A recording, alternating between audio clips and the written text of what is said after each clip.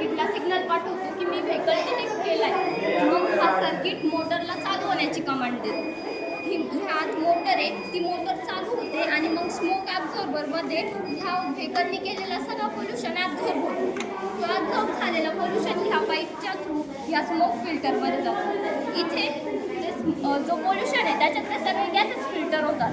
फक्त पर्टिक्युलेट मॅटर जे ते खाली राहतात, कारण ते गॅस नाही आहे, ते छोटे छोटे पार्टिकल्स असतात. जे गॅस आहे ते सगळे फिल्टर होऊन ह्या पाईपच्या थ्रू इथपर्यंत येतात. इथे एक कार्बन फिल्टर आहे.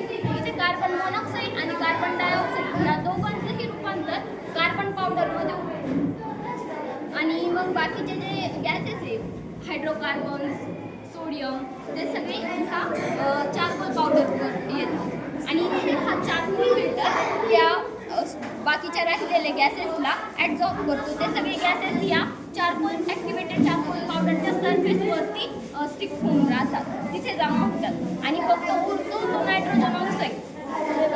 हा गॅस पोलर गॅस आहे आणि बाकीचे नॉन पोलर आहे. जे चारकोल फिल्टर आहे त्याचं फंक्शन असं आहे की ते फक्त नॉन पोलर गॅस ॲब्झॉर्ब करतं आणि फक्त नायट्रोजन ऑक्साईड हा पोलर गॅस आहे म्हणून तो ॲब्झॉर्ब होत नाही आणि तो शिल्लक राहतो. मग हा शिल्लक राहिलेला गॅस आपण बॉटलमध्ये कलेक्ट करतो. ह्याचं लिक्विडिफाय होऊन आपण त्याला शेतीसाठी यूज करू शकतो. ह्याला लिक्विड याचं तयार करू शकतो. शेतीसाठी फार्मिंगसाठी याचं यूज होईल फर्टिलायझर्समध्ये. आणि आपण हे सगळं सोलर एनर्जीवर चालवणार आहे. म्हणजे एनर्जी वापरली ती सूर्यापासून नॅचरल एनर्जी आणि ती एनर्जीसुद्धा आपण IR सेन्सरच्या मदतीने वाचवणार आहे. म्हणजे जोपर्यंत आता इथे कोणताही व्हेकल नाही, हा चालू होणार नाही. पण जर तेच याच्यासमोर गाडी आली तरच ते चालू होईल. म्हणजे एनर्जी फक्त तेव्हाच वापरणार. असं हा प्रोजेक्ट आहे. खर्च किती आला याला? 500च्या खाली. कारण सर मला हे सगळं उपलब्ध झालं. बॉटल कुठेही असतात सर.